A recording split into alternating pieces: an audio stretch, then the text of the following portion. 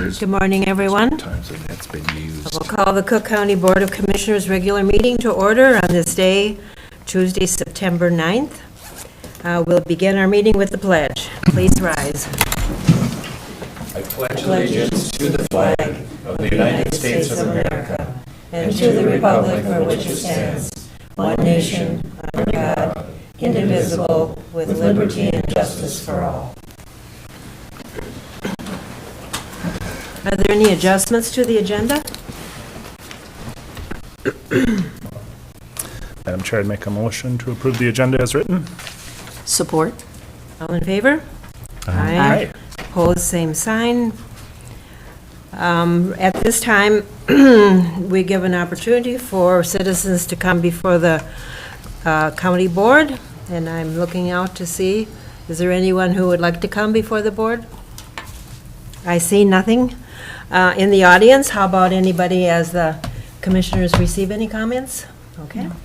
Thank you. We'll move on then to the consent agenda items, which consist of the claims, the minutes from our August 26th meeting, our September 3rd meeting. We also have 2026 striping agreement with St. Louis County, a final pay request for SIP 16-600-005 South Avenue West Paving. We have termination of an employee. We have an appointment of Jeff Bren to the Northeast Minnesota Home Consortium. Would anyone like to bring anything to our attention? Commissioner Gamble? Thank you, Madam Chair. I don't intend to bring anything to the attention, but I'd make a motion to accept the consent agenda as presented. I'll approve. Okay. Second. All in favor? Aye. Aye. Opposed, same sign. Motion passes. Our first line of business is going to be an update on the Superior National Golf Course, presented by Howard Hedstrom. Good morning. Morning. Madam Chair, members of the board, glad to be here. I think you have a one-pager in front of you. We've been before you a couple times. I represent the EDA.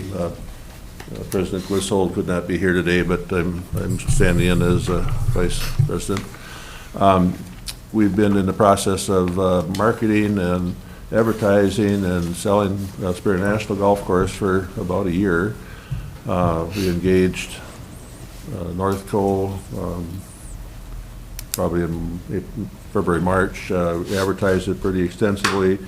As you see, we had over 50 inquiries. Mike Larson has been very instrumental in shepherding all those inquiries and helping Northco get all the information out to the potentials. There's 12 companies that really came in and took a deep dive. We ended up with 3 offers, ranging between 1.5 and 1.8 million. We went back to 2 of our preferred buyers with a counter offer of 1.85. That's been accepted by Brady Hatcher. He owns Golden Eagle Golf Course in Brainerd, Minnesota. He's can't remember what his business is, but he comes with money. It would be a cash deal. He's got quite a list of improvements that he wants to make and upgrades. It's exactly the kind of buyer I wanted and what I think I presented to you some time ago, and that is to find a buyer that will keep Superior National a top-notch, successful golf course and a great destination golf course. As you notice there, the 1.85 million is enough to cover our bonds, the agent fee, closing legal fees, and have a little bit left over. So it's a very happy scenario. When we started this process, we wondered if we'd have to bring a check to the table to carry this off, but this is all above the line and looks really good. So I entertain, next steps, of course, you see there, we have a 45-day period of due diligence. We have a signed letter of intent. At the end of the due diligence, we'll execute a purchase agreement. The reason for the delay, normally you would sign a purchase agreement, go through due diligence and all that process. We have some deed restrictions, as you may or may not be aware. The original land for the golf course was donated to Superior National by Bob Nelson at the time, and is still retained by the Nelson family heirs, and it includes a stipulation of right of first refusal. And after we submit a purchase agreement, the right of first refusal has to be given. That's anywhere up to 90 days. We have no idea, how long that's going to take. But after they either accept the right of first refusal, or we expect reject, then there's a stipulation of 60 days of closing. And the buyers thought that 60 days was not enough to do their due diligence, so that's why we're doing the due diligence up front. So mid-October, then we'll be in the process of executing the purchase agreement, triggering the right of first refusal, and then it's either I can't imagine they turn around a day. It could be up to 90 days, but even if it is 90 days, that pushes it out till October, November, December, January, and then another 60 days to close. So the latest we'd close probably middle of March, which is still, from a buyer standpoint, not bad timing. I mean, who's going to want to put all their cash down in the middle of the winter when they're not going to be doing any golf, or they can start some renovations like in the clubhouse, but I mean, it'll be, the timing looks really good. And somewhere in there, we have a public notice and meeting as well. So we bring this to the public and have a hearing on that. So, and then the EDA, after the public comments, will make a final vote. So I would entertain any questions. Commissioner White? This will remain a public golf course, Correct. and then this is probably to Brady. So now it will be private ownership. Do you have any idea what the potential tax, what we'll get for taxes on it? Oh, Property taxes? I have not looked at that. Okay. I can give That you would a- be a Bob question. Well, no, I can get you that, but have not thought about it. I've thought First about it, we- but I've not done the calculation. Right. But I'm sure it What would be is- based on the transaction. Sure, okay. Yeah. That was it. Commissioner Gamble? Thank you, Madam Chair. Thank you, Howard. I'm coming into this after much has happened, and certainly I was involved with this and with Scott and others early on when we went to the tax abatement bond funding. And so there's been opportunity for involvement and things, and some questions I just have, which respectfully are submitted to understand as a governing body and making decisions that we are aware of all of the component parts. And with the covenant that was drafted at the time that the land was provided for the golf course with the Nelson family, is that something that in this process we have addressed that with them initially to find out, based upon the provisions of that covenant, what their position is? Have we engaged with the Nelsons? Yes. Early on, our attorney, which is Fred Dutterer, had some conversations with the Nelson attorneys, and we kind of looked at that and said, well, it's really a buyer question and not a seller question, and so it doesn't affect. It may have, the whole thing may affect the sale price a little bit, because it makes the buyers a little bit more wary when they have not only the right of first refusal, but there's also a stipulation of a right of re-entry, which means that if it stops being a golf course, they get to have the land back. But that particular covenant lines up with my hope, and that is it stays a golf course. So there's pretty good incentive to keep it as a golf course. But The off-the-record comments, I mean, we're getting the sense that they're younger than me, but, you know, they're aging out too, and I don't think that the opinion is they're not in it to run a golf course at this point in their lives, so. Yeah, I mean, the question pertains to what the language is in the covenant. So in other words, if I could make assumptions when there's a covenant, and especially in the state of Minnesota, any land transfer or whatever, if there are covenants or things that are amendments to it, that it has to be stated in the document if it's of that nature. Yeah, the buyers are fully aware of all these. Yeah.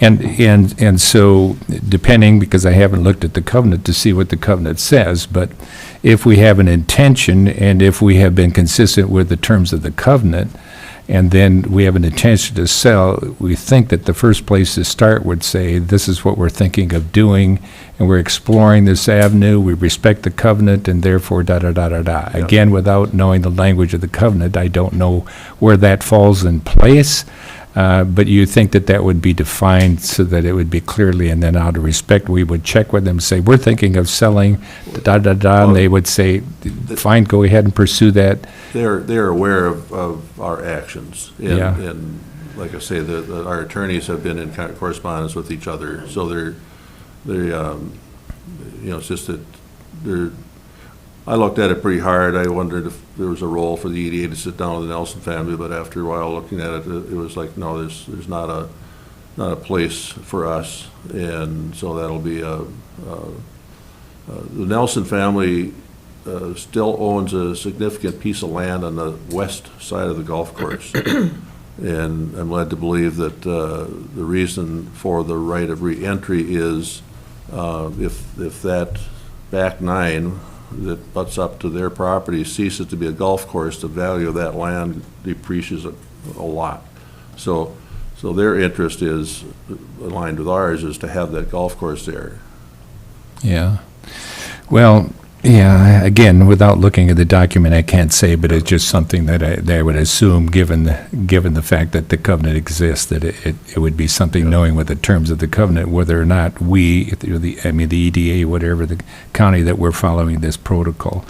And the other, concerns that is raised, which may or may not be an issue, but I know we as commissioners on issues where there might be a conflict of interest, that we have to recuse ourselves to be sure that the appearance of conflict of interest doesn't exist. And it's my understanding that in the EDA, Gulf Committee selecting the preferred buyer, Brady Hatcher, owner of Golden Eagle Golf Course in Brainerd, Minnesota, has expressed interest in hiring SVN Northco to manage the Superior National Golf Course if the purchase is approved and accepted. SVN Northco has been the management company for Golden Eagle Golf Course for over a decade. So in the situation where you have a real estate agent that you have selected that also potentially benefits from the fact that they could manage this property. That was my first question out of the box as well with this buyer. Yeah. And we addressed that in our committee and with Northco, and Northco has been, number one, very above board, and frankly has been an agent for the seller, which is us, and not, the selection of Brady Hatcher is independent of any advice or push or anything from Northco. So, in our conversations, that was the first thing that popped into my head too. Yeah. Conflict of interest or, as you suggest, appearance of such. Yeah. And I am convinced that, it's an after-sale. I don't know if they've got a signed agreement yet, but it's an after-sale deal, and they are more than arm's length away from our decision of who to select as a partner in the sale process. So has there been any discussion about whether or not management, granted that once the sale takes place, it's up to the owner to make a determination on management. So there's nothing contractually or anything that says that we still have a voice in that if we were to do a competitive request for proposals relative to management and do an assessment. No discussions as such, no. Yeah. Again, back to the issue, and I guess, again, this is said respectfully, but also as in a position of stewardship responsibility in making decisions. Granted, for us as a county, we want to generate as much revenue as we can, and we need to look at that in multiple different areas. If we looked at that land, if we were selling that land as parcels, it's estimated based upon the appraised value that it would generate $9 million. Now, if somebody gravitates to a number and the higher number looks attractive, but how you get there and the feasibility are all issues to address. But my point is, any committee or anybody that has authorization to be able to look at this should be, addressing this on multiple levels to demonstrate to the community that we've stewardshiped this process responsibly. And certainly from a conflict of interest standpoint, it's considered a conflict of interest when a company serves as both real estate agent and the property manager after the sale, as it creates a situation where their financial interests in the sale might not align with the owner's long-term best interest. And this is where we're at in the evaluation of looking at, is our best interest as a county being served because of the potential conflict of interest, which you addressed yourself, is something that you brought up. So, again, the process, the information, all of the issues that we're looking at in this whole, transaction thing, our indebtedness, we'll retire our indebtedness. The golf course has lost $1 million since 2017 to 2022. Well, I would have to see those numbers. It's been breaking even since my tenure on the EDA board. Okay, and certainly, numbers are important, and what's accurate is true, because I don't want to convey an impression other than information that I get. I think there's a general perception from some public that the golf course has lost money and has been carried by the taxpayer, which is not true. It's been breaking even and carrying its own, aside from the cost of management from the EDA and certainly all the effort that the county did on the bonds, but the bonds have been paid religiously over the years and are backed by the Cook County Tourism. Yeah. No, I know all of those things are good, because what we propose and what we say we're... Back to the selling point, my original criteria, and the board concurs in what was presented here when we last sat before you, is we were looking for the best buyer, strongest buyer to carry on the golf course as a destination golf course and as a high-end course, and not base our decisions on highest price. And, frankly, you mentioned the financials. I mean, it has just broken even. We have managed the golf course with volunteer help. You might say Scott Harrison ran the golf course for years and never took a dime. So, a new owner is going to have to come in with a different level of management and structure, which is more cost. So they have to come in with some confidence that they can run a better golf course, advertise it more strongly, have more rounds. But, if you base the selling price on the financial performance, we're there. So Yeah. it's plus that and the covenants of it having to be a golf course. If we shut it down and tried to sell it off as lots, it would revert immediately to the Nelson family. So everything is pointing us toward selling a golf course and maintaining the golf course, and that's my hope and goal and wish. Yeah. Well, evaluating, again, dollar amount is one thing. Certainly covering debt that exists is an important thing, because we have had ventures where the debt hasn't been covered except by levy. Yeah, well, you see that we'll Yeah, come yeah. out whole. Yeah, I'm looking at that. And if intent is let me back up and say that if we've wore down our role relative to Superior National, and so we just want to abdicate the responsibility and move on from that, it doesn't preclude the need for stewardship of, of the financial side of things and looking at best outcome. And that best outcome has to be evaluated on a number of, different elements. But I would just encourage that that we're as upfront as we can be on the process and address the issues of concern that might come up, because people make assumptions and there's perceptions.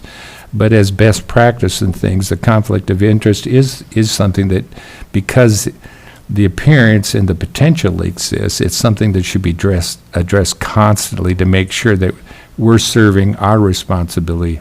Don't take in, I'm here, this is. Yeah. No, I appreciate that, There's so. been an article in WTIP, and I think other places about the sale, and in my conversations in the community, I've had nothing but positive response, from the sale and potential sale. So Yeah. I appreciate your comments, and that's in our due diligence of meeting our obligation of getting out to the public, and, certainly the public hearing will be advertised, and we'll do that Yeah. the best we can as well. I'd encourage being as forthright, and I appreciate your responses to the questions. Thank you. You bet, thank you. Commissioner White?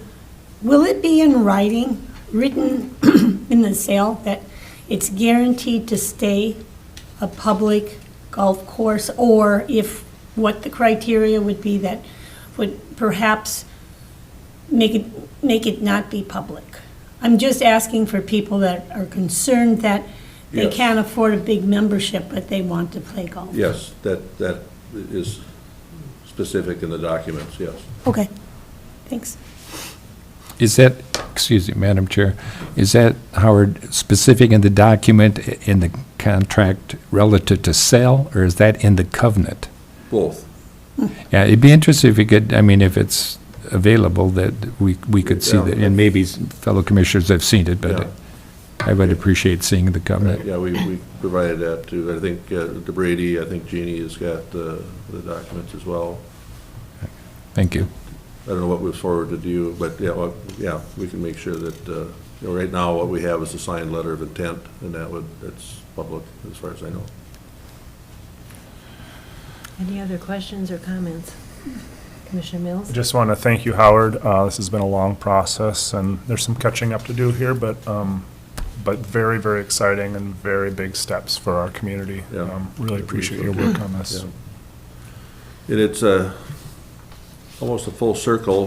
My Uncle Wes Hedstrom, who sat on the board, was instrumental in starting the golf course 28 years ago. So I don't know how I feel about being the one to.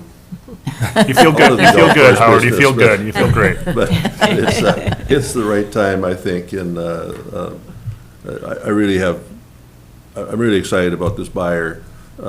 He has the financial wherewithal, and has good ideas and plans, and he'll make continue the golf. It's interesting when you go to sell something, and you get the dialogue about all the faults, how bad something is that you're selling. But that's just part of the sale process, or buying. You want to beat the seller down, which they didn't have to do. But it's like, oh my gosh, this is bad and that's bad and this is going to heck. But aside from that, it is a world-class golf course, and I think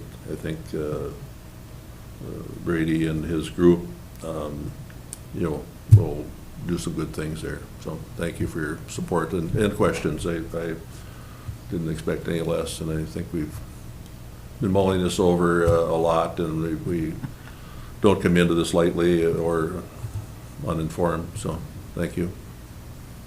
Well, this is good news. Hopefully it'll proceed as expected. Yeah. I've been a volunteer at the golf course for many years, and I've worked with a dedicated group of people who take minimum wage and work hours after hours mowing and taking Yep. care of it like it was their own. They've added the winter business, being open at the clubhouse. You can get a burger and watch a game. So, they saw the future of it too. Yeah. So that makes it especially interesting for a new buyer to say, Yeah. they're a creative group and we want to work with creativity. And, just aside, the buyer and the management group have expressed strong interest in retaining the staff that's there. And any of you that have bought and sold businesses, you buy assets, you buy accounts receivable, you buy the business, and you're also buying the employees. Because you can't run a business without employees, and they've looked at the group we have there, and they have realized we have a really strong team, and so there are no assurances in life, but we're pretty confident that they're happy with what they see there, and they'll keep the current staff, which from an employee standpoint, that's their main interest. Am I going to have a job when this thing closes? And I'm pretty sure they will. Commissioner Gamble? Yeah, thank you, Madam Chair. I would say, looking, when we're selling something, we can't always look at the buyer beyond what they're willing to pay. In other words, it's a transaction. It is. And so we look at the transaction, what we're responsible for. But from the standpoint of shepherding something and being, part of the golf course all these years and everything else, you like to entrust to somebody that you believe has the ability to do what you hope for. Yes. And so I think if you're looking at a buyer that's saying, gee, I got a lot of money and I'd like to have a golf course, but hasn't ever done anything, it would. Well, he does own a golf course in Birch. Yeah, because he owns the Yeah. golf course and bring it to the Golden Eagle, whatever, Yes. that he has experience. So while the money is what determines the transaction, the awareness that it's somebody that we're entrusting to, it speaks to the stewardship issue, and hopefully he's not coming into this without awareness of what it takes to run a golf course in today's present culture. Not only that, but he's well aware, he's been up here several times, Yeah. at least a couple times, and looked at, we've provided all the financial information. I mean, Yeah. this is not a, Yeah. oh gee, I want to Yeah. go buy this. This is, Yeah. it's going to be a very thoughtful Yeah. Yeah. purchase, so Yeah. on his part. Okay. Again, thank you for your, All right, thank you. Thank you, Howard. And We'll, good questions, so We'll be behind you there as you move along with the segment. appreciate that. Thank you. Moving on to item number 5, Robbie will present the opening bid for the Gunflint multi-use trail. Good morning, everyone. Good morning. So, not the best news, but that's okay. We had originally this summer planned on constructing a multi-use trail along the Gunflint. It's one we've talked about quite a bit. It would continue what we completed a few years ago there next to GES, up along that west side, south side of the Gunflint, around the LEC, behind my office, behind the school, in front of the recycling center. You know where it is. So unfortunately, that one ended up being a late bid this year. I was hoping just the scope of the project was small enough that it could tack on to some other things and we wouldn't see as much of a price hike as we did, but turns out I was wrong. And so, which happens.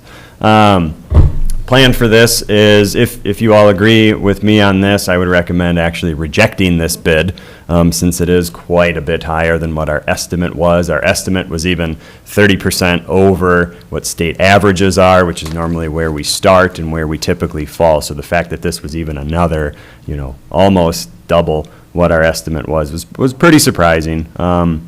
But what's nice is when I talk to MnDOT, we're not losing any grant funding. It just carries over into the next year. And so probably 98% of this project was grant funds that we had secured through different state and federal programs. So none of that gets lost. Nothing hurts from pushing it another year. And so what's nice is we'll rebid it this fall, early winter, with all of our other 2026 projects.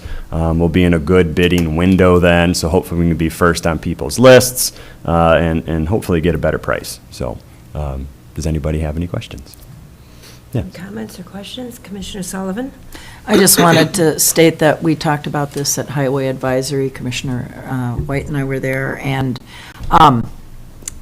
the bid is incredibly high, and I am really glad that we have an opportunity to reject this bid because it is, in my mind, outrageous.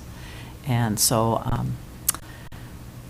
those are my feelings, and pretty strong feelings at Highway Advisory. Commissioner White, maybe you want to remark as well. I would just like to have the engineer say out loud what it is for people that are only listening, they're not seeing our screen at all. Oh. What the original, what your estimate was, and then what Northland and KGM came in at. Sure. So our engineer's estimate was just under $570,000. And like I said, that was already, I think a 25 or 30% over kind of what state average would have this project as. And so then our low bid was just shy of $1 million. So it's about 70% over our estimate. And then the next bid after that was just shy of, just over 1.1 million. So yeah, very, very expensive. I think the caveat with all of this is obviously if we rebid it or when we rebid it, to me, when we eliminate kind of that variability of the window where we say we know we're in a good time frame, now if they come back and it's almost the same, then it's another question. Then it's another data point that we have to say, do we need to crank up our estimates even more? Because we've all talked here about estimates in the past. It's our best guess on what we think it is. But sometimes what we think and what the market thinks can be two very different things. And so pushing it a year, I think, will at least enable us to look financially and say, if this thing does come in, even if it's $700,000, we can move some money around and try and see, can we still do this? Does something else that I had planned for 2026 need to move then in order to do this? So, it's living up here has its pros and cons. Yes, Administrator Trouble. Thank you, Madam Chair. I just want to thank Robbie because I think this really is the responsible approach to make this recommendation to the board to rebid. Commissioner Gamble? Yeah, thank you, Madam Chair. So, Robbie, when you talk to your peers and you've got things you're bidding out and you're finding that things are coming back higher, whatever, I mean, normally when we make our best guesstimate, we look at other things for comparables and then we find out and it's like it's a surprise. So then we're scratching our head trying to figure out, I wonder why that is. And in your conclusion, if you're saying maybe it's the timing, the time of the year, and if you're talking to your peers and your peers say, yeah, we're finding this too right now, we have to look at a different window. So through our experience, we inform ourselves so that we become, smarter, whatever, and manage things accordingly. So I guess that would be my question. Are you hearing this or seeing this is happening elsewhere? And is it primarily related to the season? Yes, to everything. The window up here for us, so our construction season is a lot shorter than other places, and so that was something we had even heard from our contractors that bid on this was because we're already this late into the year, kind of starting it already. Even though it is a short project, they're still concerned for that time frame. And then just our location in the state. If this was down in the cities, you'd probably get 5 people bidding on this. So we consistently have 2, sometimes we have 3 bidders. Yeah. And so, if their plate is already full and we're trying to throw one more thing on there, it's not happening. Yeah. And so what I've seen and what I learned real quick when I got up here and when I started this job was if we can get things out fall, early winter, right around the new year even, pricing wise, everything still looks good. When we've tried to bid projects, and I've come here before when we've done late bid, like March or something, and if things come in too high, I chalk it up to that. The fact that we're already cranking up our estimates to try and match or, try and compensate for where we are geographically, I think gets us pretty close. I think a great example is when we talk, our big Gunflint project going on right now, right? $12 million project, and we were within 1%. And that's the same process that we used here to put this one together. And so that's where I can say, okay, we tried to bid this real late, tried to get it done this year, and I think that's our biggest factor right now. This is the contributing factor is that. Contractors, like I said, already have their slate of projects going on, and they weren't able to we can't just throw this one in and say, oh, it's a small trail, just do it. It's like, well, you still need the people and the equipment and the materials and all that, so, yeah. Thank you, Madam Chair. Did you? Go ahead. I was You going to go make a ahead. motion. I'm sorry, because go ahead. So I'd like to make a motion to reject the bids we've received for the multi-use trail and rebid this fall or early winter for next year construction. Support? Any other comments or questions? Commissioner Mills? Do we need the time frame in the motion? Up to you, not necessarily. We'll let it stand as it was proposed. Okay. Okay, I'll call for a vote. Commissioner Gamble? Yeah, just the comment that I just made, my apologies too. No If my problem. back, when I'd see, have to give me a little bell there so I know. What I was going to say for the public is that when we're saying, well, we're finding that bids are coming in higher, and so therefore we're going to ratchet these up, that it's, and you said earlier, 98% of this was monies that we have that will carry over. So being aggressive in trying to get the funding for this, it's when you make application for the funding, you're moving that figure up. So I think it's important to clarify for the public that this moving it up is when we make our initial request for these grant funds, that it is that we get the money that we need based upon what we're seeing in our experience, and it's not that we're moving it up and it's a burden that falls on the taxpayer. I think it's important to make that. Absolutely, and that's where I spend, and we talk so much about grant funding and outside funding here, and that's what I spend a lot of time in, is in order to do these projects don't happen without outside funding. Yeah. You know, we get limited resources from the state to do this type of work, and so that's where, I had put this estimate together, 3 years ago Yeah. in order to apply for funds, and so, if we're off 10%, that's one thing, but to Yeah. be, this is Yeah. coming in 70% over, okay, something else is going on here, so, yeah. Yeah, thank you. We have a motion and a second. All in favor? Aye. Hey. Opposed, same sign. Motion passes unanimously. Thank you all. Thank you. Thank you. Our next item, number 6, is maintenance. Brooke will come before us with some updates. Thank you, Madam Chair and Commissioners.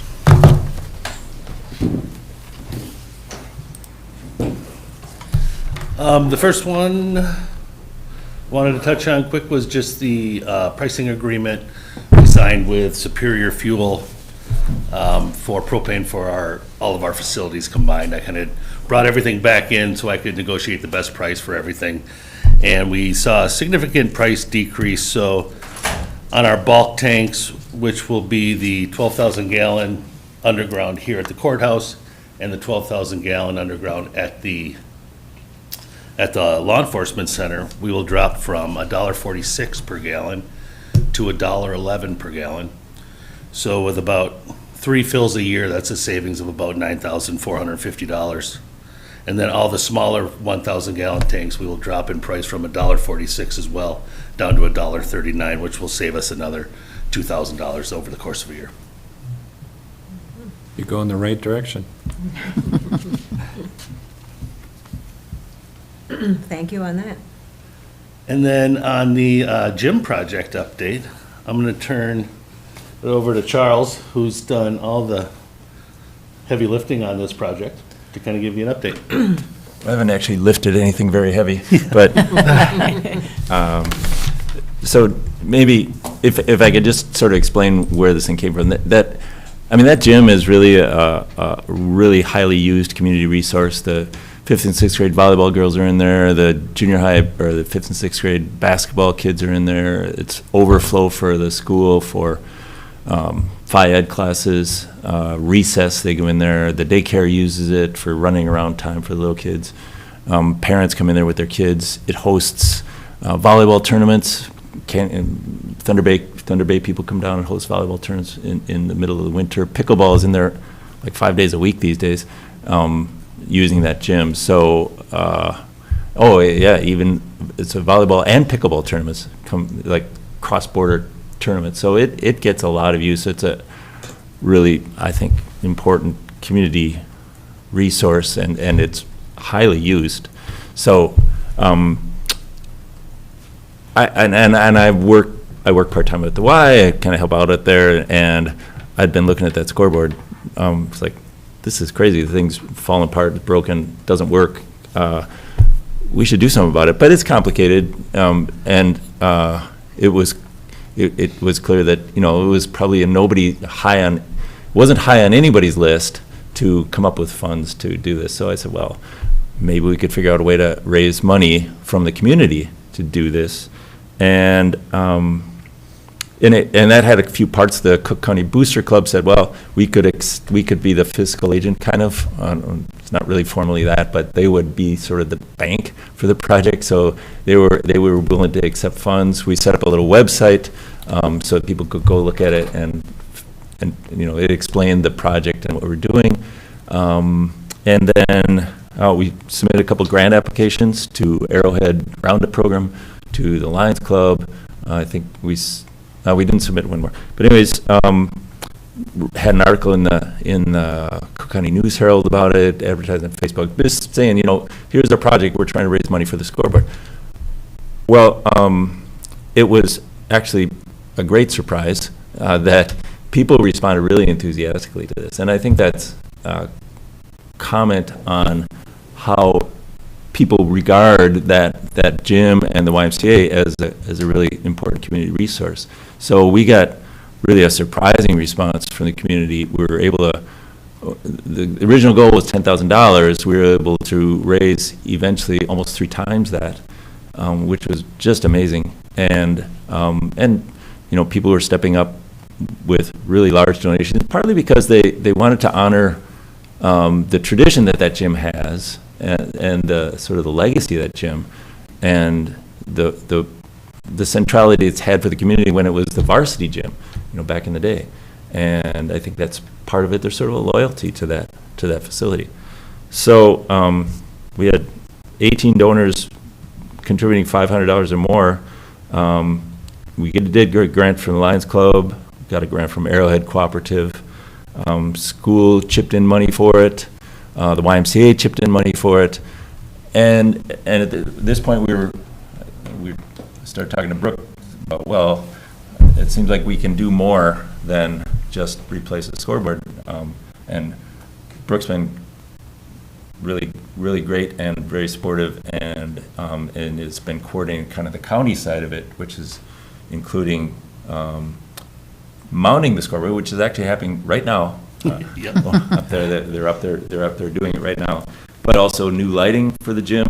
There's going to be a new center divider curtain, which a lot of people don't notice because it's often rolled out, but you bring it down, it's tattered and torn.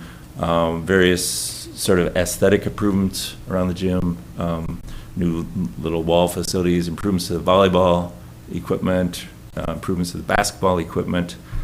Let's see what else is here. A ventilation system.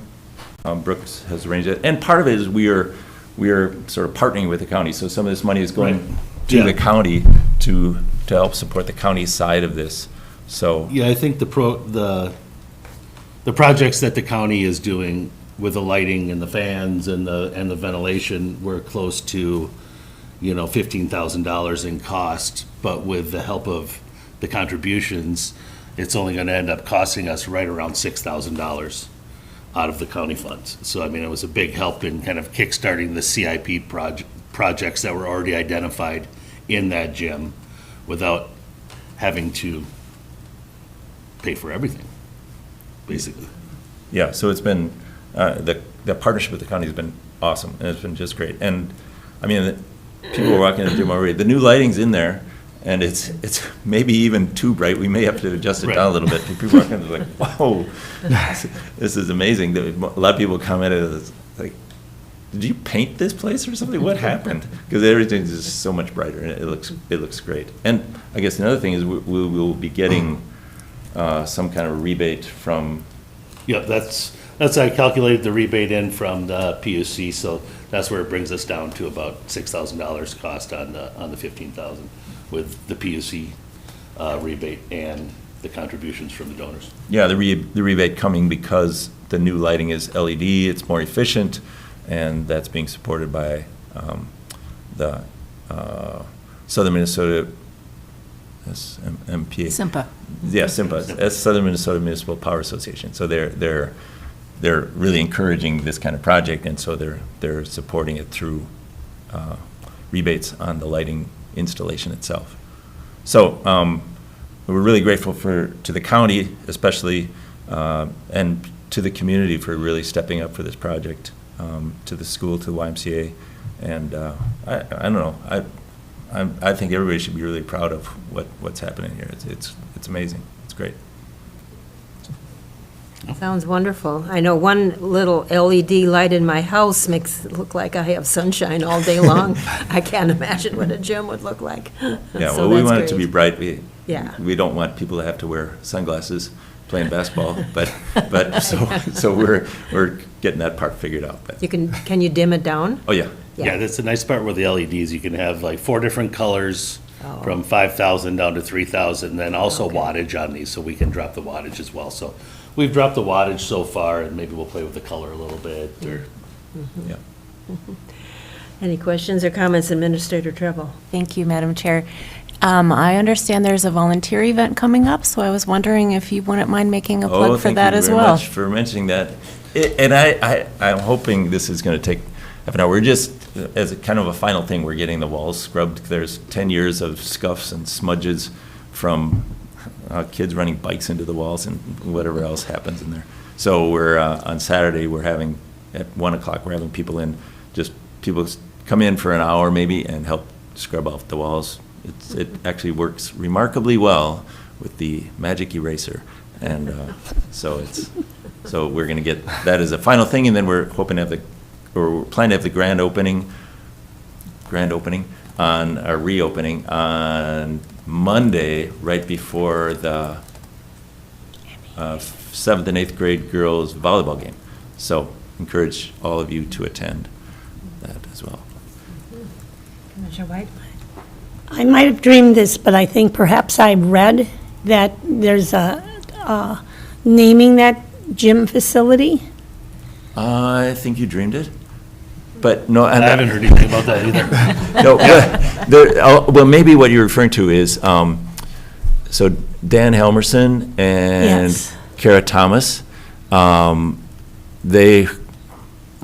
talked to them about getting support from Visit Cook County, and they were like, that's not probably right.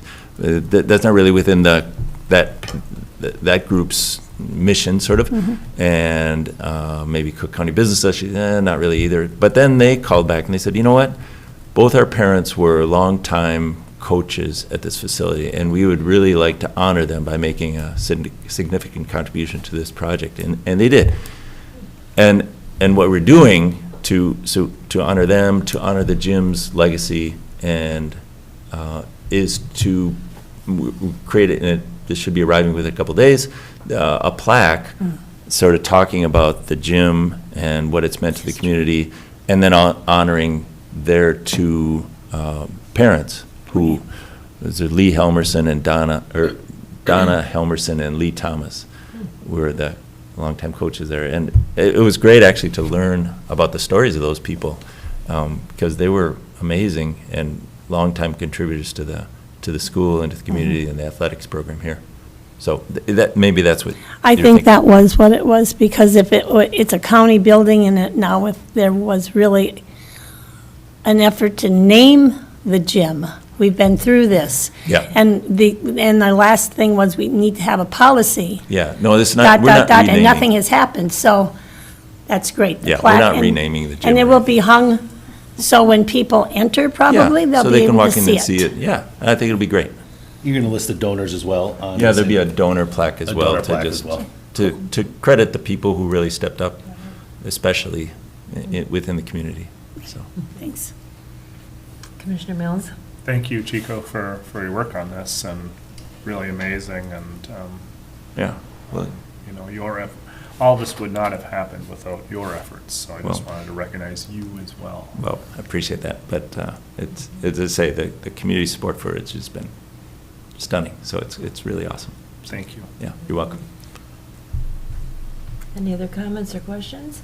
Commissioner Sullivan? Just a comment that this is a perfect example of the kind of collaboration that we have in Cook County, and the way that we all support one another. And again, thank you for your leadership Yeah, on well, this. you're welcome. Commissioner Gamble?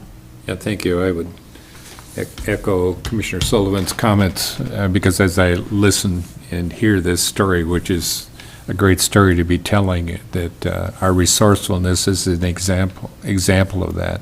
So this can serve as a model for things that we hope for.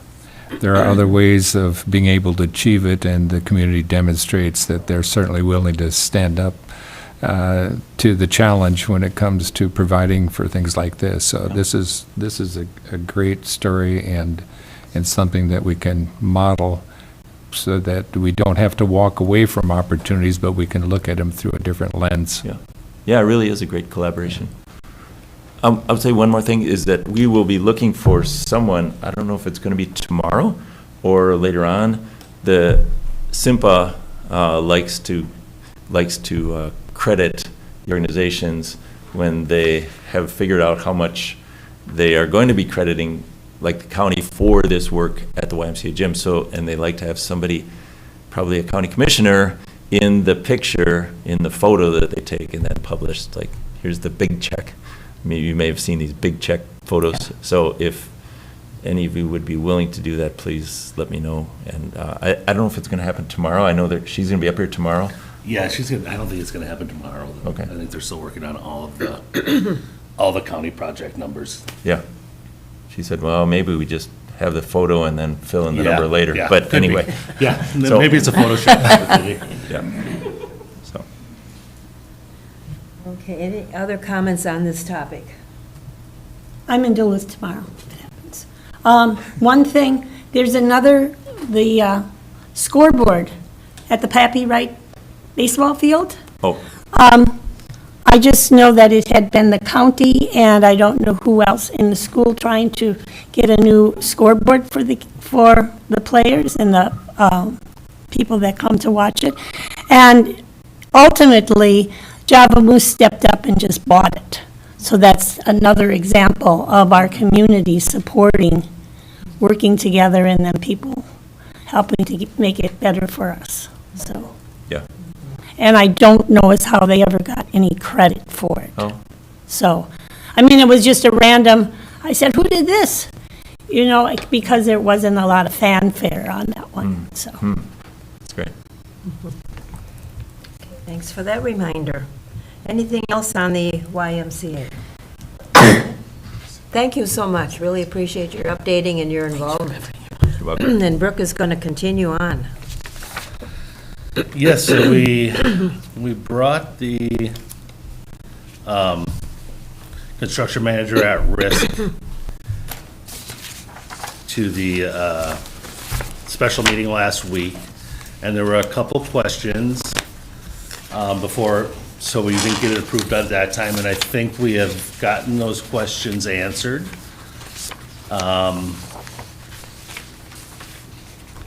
Yeah, any further questions? The questions we had were the part 7.2.2, the 2% of labor on small tools was a question that was brought forth. And that is, the 2% is off the total cost of labor. So it's $6,700 is what he has, and that's already accounted for in the guaranteed maximum price. So that just spells that out. So it is accounted for. It's not going to be a after-the-fact hit on anything. It's, as we know the structure to be built right now, it is, that fund is accounted for. And one of the other questions was the contractor's fee, the major contractor, Johnson Wilson. Oh, And yes. that's So- built in also. Yeah, Johnson Wilson adds that to every single subcontractor list item. So their 4% is throughout the entire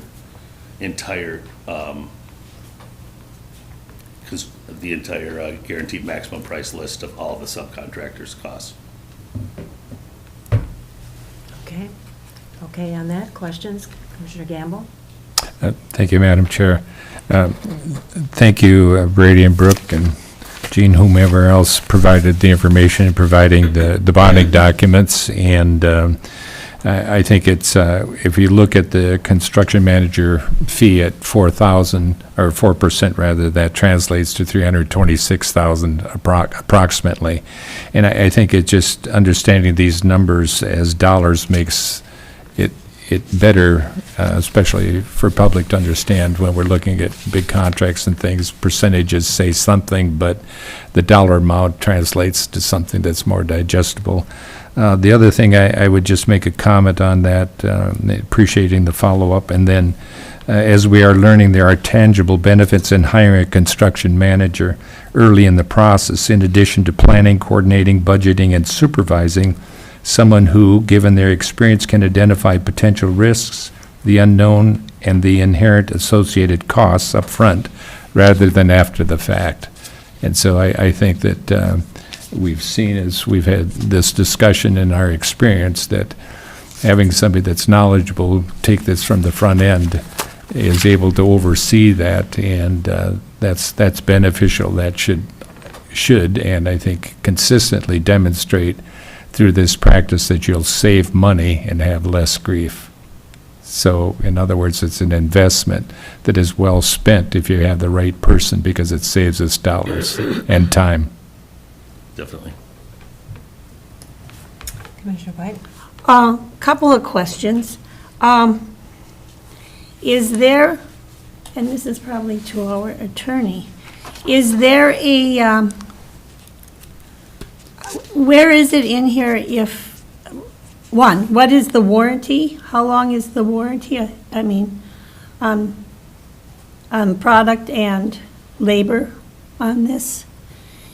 In residential, it's 2 years. You don't have to write it down, it's just a 2-year thing. In commercial, it's 1 year. Okay, and then, let's see, is there somewhere in the contract that, okay, here's the question. If a subcontractor does a lousy job, that goes to who identifies the lousy job and gets that subcontractor, this is all hypothetical, like to fix the tile on the floor or whatever it is. Is it your job, or is it the construction manager? And there should be no monetary expense to the county if it was application or product failures. Question mark, yes? Well, during the initial, we've signed a contract with Twin Ports Testing, which will test the soil they're refilling with. We'll test the concrete. We'll do all the major foundation testing work for us. But once you get to interior finishes, that is on us to do, punch list items, and we rely on Johnson Wilson to identify that as well, their expertise. So. And so that'll be you and Johnson Wilson's. Correct. You will be the person that we will direct the public to. Correct. If there's an issue. Okay, thank you. Feels good, thank you. Any other questions or comments to Brooke? Commissioner Mills? I'd like to make a motion to approve the construction manager at risk contract with Johnson Wilson Constructors. Support. Thank you. We have a motion and a second. Any further comments? Commissioner Gamble? Thank you, Madam Chair. To Commissioner White's comment that when we did a lot of different projects with the 1% monies that we had, the library was amongst those. And we had some issues, as you're discussing. And so that oversight is important, and identifying that is important too up front, because we dealt with some very fundamental issues that we ended up having to deal with that because it wasn't clearly defined. So appreciate your oversight on that. We have a motion and a second. All in favor? Aye. Aye. Opposed, same sign. Motion passes unanimously. Thank you, Thank you. Brooke, for your update. Thank you, Brooke. And your patience. Yep. Moving on to item 7, under the auditor, we'll start with the proposed tax levy. Now, he has supplied us with a lot of details and a lot of information whenever he's been asked to come up with some more statistics, like please list the mandating. He's done that, and his team and everybody involved in that. So what I want to say at the onset is, since I've been watching a lot of football, this is kind of the game plan, okay? Or the roadmap. We aren't going to solve it today, but this is a wonderful draft. The only thing that Brady's asking us today is to set the levy. And that's based on everything that we see here. And so all of us have been seasoned to understand the levy and how important that is now. And then we make the final decision in December. We can't go up any further. So what we set today is it. So keep that in mind. And so I'll turn it over to Brady for further discussion. So I'll kind of go back to the beginning a little bit. So all of our requests came in for the major departments, and for the general fund, it was 14% increase. Highway was 10, PHHS was 26. A lot of that was, we've been using fund balance in those other departments to keep those levies down. And so our bottom line on requests is a 23% increase. And even with those increases in those departments, the major increase is our bonds. Through bond issues, the full payments are coming on this year for the first time. That's over $900,000. There wasn't there previously. So we have the money in our fund balance. We discussed that at the last meeting, and we've held it there from interest earnings, not putting it into the budget because interest is so fungible. So it's there. It could have been in the budget, but it's not. I don't want to budget that number because it's going to change next year. But it's there for the use. So then what I've presented is using some of that fund balance, 1.4 million of it, to bring it down to potentially 9.13. I gave you another option just to look at. If we used 1.6 million of that fund balance to bring it down to 7.37, and it's your decision. It could be one of those numbers or anything else, but it typically, counties, cities, all have when they have a preliminary levy like this, you tend to leave it a little bit high for the unknown. It may come up because you can't raise it. You can't do anything about it. If something happens between now and then, new information. So it's wise to leave a margin there. You don't want too much because this is the information that goes out on Truth and Taxation in November, so it needs to be a sensible amount, but enough to cover what may happen. So one statistic is putting the numbers against what we show for our tax rate on our tax values right now shows about a 4.88% increase. And that's with the 9.13% levy. And that's because, our values have gone up about 7%, a little over 7%. So, but what that really means is if you go up the average of the county, 7.13, the impact on you as a homestead is going to be 5% or so. But if your value is higher, that's always the thing with values. And that's the personal part on taxes, is what happens with your property. But if you're at the average, the increase is going to hit you at about 5%, just on the county levy. There are other levies too, but I think I'll leave it at that for questions, but. Commissioner White? Listening to the news, question about insurance.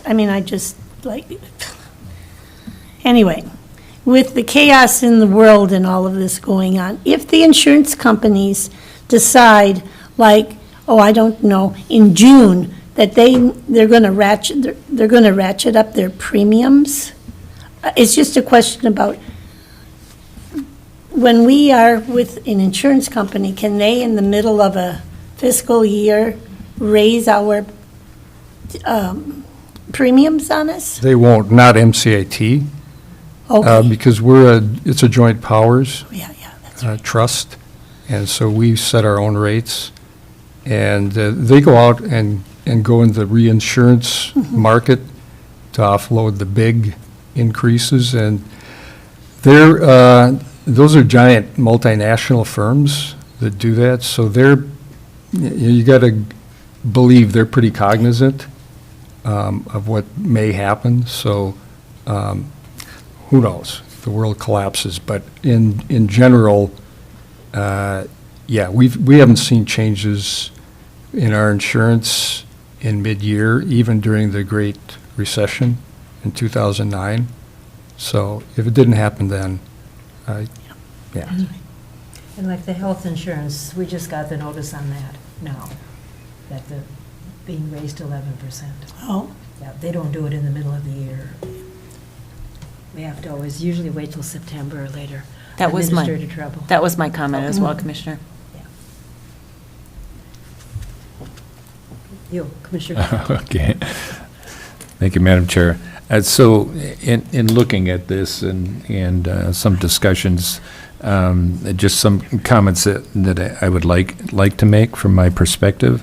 The way to reduce the levy is not by drawing down the county's reserves, it's by reducing the spending. I think we all understand that. We'll say in principle, practically applied is another question. And the reason I make the comment is when I look at all of the documentation, which I appreciate, that we see that how we affect that levy is based upon how much fund balance we use. So this is my point, is saying that the way that we reduce the levy is not by drawing down fund balance, it is by reducing spending. And looking at the 2026 budget proposals by departments, how many project less revenues for 2026, yet are putting forward increasing spending?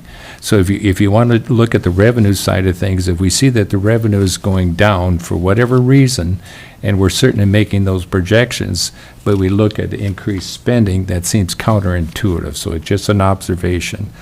As commissioners, we have yet to roll up our sleeves. Staff have devoted themselves to the process in response to our initial requests. However, the rolling up the sleeves is the very difficult, challenging work of questioning and looking at places where we can try to reduce that exposure.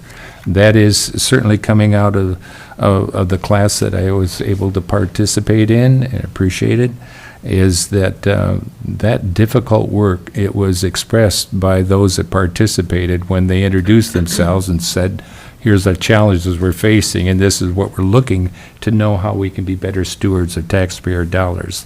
So our shared role is that of stewards of other people's money. We have not been elected to hire or hired to simply spend other people's money without checks and balances. I would respectfully submit we set the levy at the lower amount and discipline ourselves to do better. That would be my position. The other observation I would make, given my first term as commissioner and looking at our processes now, I would also request that future non-mandated requests for taxpayer dollars come before those elected to represent taxpayers and not be something that is chewed on by others and then come before this board. I think the particulars and all those things that evaluate taxpayer dollars for non-mandated entities should be something that the commissioners are tasked with wrestling with. So I would encourage us as a challenge that we can rise to by disciplining ourselves to set that lower rate and not letting the unknown drive us to the higher rate. Granted, we can set the higher rate, but it sort of takes that responsibility away from us. And again, having gone through budget processes in the past and things that learned since then, I would really challenge fellow commissioners and our staff to roll up our sleeves and see what we can do. We have our initial, here they are, we look at it, but the response to it to try to alleviate some of that impact is through use of fund balance. And I'm not saying we can't use fund balance, but it was preached and harped on over and over again. We shouldn't be using fund balance, but we seem to have relied on that as opposed to rolling up our sleeves and doing the hard work of stewardship of taxpayer dollars. Thank you. I think one of the considerations here too is in looking at the department heads and what they have submitted. we perhaps will have more questions to them, and I would encourage us to not individually go to them, but have them come before the full board, so that they can say, this is the reason I need Suzie Q, and this is the reason why we need this, and this is the reason, to come before the full board. And we have 2.5 months that we can work on that. So if you want to submit questions to Administrator Trouble and have her do the inviting, but we can certainly consider that over the next few months, so that questions will be answered, and then that's how we make our decision as to how much fund balance we will be able to use. Now, you know, if we are looking probably not every day at the stock market, but we know that it's going to drop, that our interest rates are going to be, you know, not going up, but they'll be dropping even more. So that's a consideration, how we work with our county funding also. That's the future next year and the future after that and so forth. So this is kind of a really big decision-making year going into '26, because we don't know what's going to happen with percentages of interest and so forth. But a lot of considerations here. Any other comments? And referring now to the levy. That's where we are.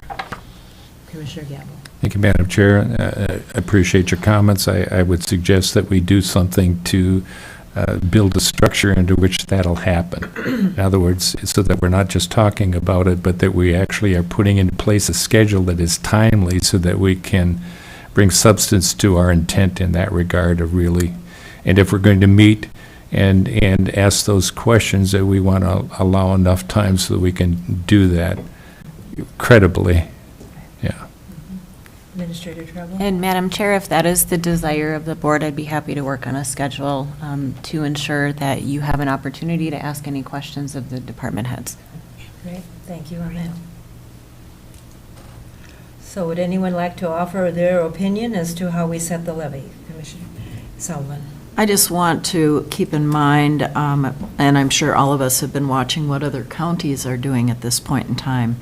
And recently, St. Louis County recommended a 12.4% preliminary levy. Again, we're thinking about what is the maximum amount, all right? We can always come down. We still have a lot of unknowns. I noticed that Winona County came in at 12.5, Ramsey County, which is obviously Twin Cities, 9.75, but a lot of them are actually close to 10%. And one thing we did discuss previously as a board is making sure our preliminary levy is always under 10%. So I appreciate these two options that Brady has provided us, because they both come in under that number. Commissioner Gamble? Thank you, Madam Chair. I attended the Northern Counties Land Use Coordinating Board, which is shortened their name, thankfully, to Northern Counties Coalition. And we had a roundtable discussion with the commissioners from various counties during that. And there were a number of counties that were 0 to 5%. And of course, St. Louis was there, so they did mention their 12, but there were a number of them that were set in their preliminary, and their range was around 5%. So typically, I would look when it becomes available, because in our local media here, we get information on where the board has set its preliminary levy, and you can research that and then make a list and find out where people are at. It is one element of the process that gives you, why are others able to do this when our position is to say that. One thing that's significant that Brady alluded to is the fact that our bonding is part of our budgeting process, and we have to look at that and say, whoa, that's a significant thing. So that's different, and you'll see that variation with other counties too. When you ask them, why are you at this? Well, because we da-da-da-da-da-da-da. Asking those questions and understand that gives us context to know what we can and cannot learn from others when it comes to setting the budget. So I believe, because of our position relative to our reserve fund and the commitment to build a discipline around this process, that if we set it at the lower rate, we will work hard to do that. I think we shouldn't feel so comfortable.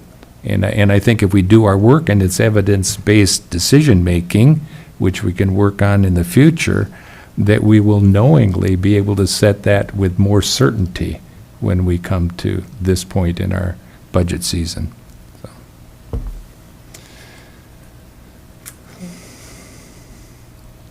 Any other comments about the levy, Commissioner Mills? I just want to bring us back to, let's see, this would be August 26th. Our fund balance was about $4 million above what our budget policy states, of having that 75% of our operational for the year. And so I would be comfortable spending down from that. It is not sustainable, of course, and this is kind of, bringing the conversation back from last year too, is I really want to have a plan to get off of our dependence on spending the fund balance. We're in a really strong position because of the interest rates, and so that won't continue. But I'm looking at the last page now, with our 2026 budget requests. And that's about 1.4 million there, and then we're spending from the fund balance potentially 1.4 million. So all these numbers are significant, I think, to put in the big picture there. And just like Brady said, it's about 930,000 in the bonds, and so that by far is the significant chunk. Not that the other parts, other requests aren't significant either, but if we spend more of the fund balance, we'd still be within that 75% operational cost, but we could only do that for 2 years, this year and next, and that's worrisome. Much to Commissioner Gamble's point, it's not sustainable, and so we need to look for efficiencies or other funding sources, or some kind of solution in the longer run. New things pop in all the time, and if you look at the second line here, family paid leave, that's Yep. new. Yep. That goes into effect January 1st. Yep. It's not that we're paying everything, but that's a new item, and you have to be able to turn and be flexible when it comes to putting that into our estimated cost. Commissioner Sullivan. I just also want for all of us to keep in mind that the county levy is not the only thing that our taxpayers are dealing with. We have a 15% hospital levy, and the voters will be making a decision for ISD 166 as well for their ballot question in November. And given that, I would also feel comfortable with the 7.37% option, which is option 2, knowing that we have other things that our taxpayers have to deal with as well. Commissioner Gamble. Thank you, Madam Chair. I would make a motion that the board accept the challenge to work on this and encourage our staff to work in partnership with us on behalf of the stewardship of tax dollars for our citizens, and set that preliminary levy at 7.37%. And I would concur in making that motion that we do have the luxury of having those dollars there, but I think it needs to be a combination of rolling up our sleeves and doing the hard work and decision-making, as well as supplementing and managing that trust. If you're a foundation, you have times when your revenues are generating a lot and you can be more gracious with your dollars, but when things are tight, you need to keep that fund perpetuating in order to still fulfill your mission. So I think that's how we manage it. We manage it as trying to balance the burden of governance with our intention to be basically more self-sufficient, just like a family not having to live from their savings in retirement, but trying to be able to generate the revenue they need for the cost of the living that they've come to accept. So that would be my motion. So we I have a appreciate the motion on discussion. floor at 7.2%? 7.37. 37, okay. Is there a second? Commissioner White? I'll second it. Further discussion, Commissioner Mills? Did you intend to do 7.57? I said 7.37? Mm-hmm. What is it in your document? I thought I wrote down the Seven. 5.7, but All right, thank you. I would amend my motion to go on Brady's documented amount in his paperwork, which is 7.57. Thank you, Commissioner Mills. And I will second that. Okay. Any further discussion before I call a vote? I think it's important to state what percentage of fund balance we're leveraging with the 7.37% again, 7.57. or 7.57, I'm sorry. Yeah, that's, well, using that 1.6 million to get to that, we have about, as Dave stated, we have almost 4 million above. So this would leave us with 2.4 million above our goal, our floor of 75% of current expenditures.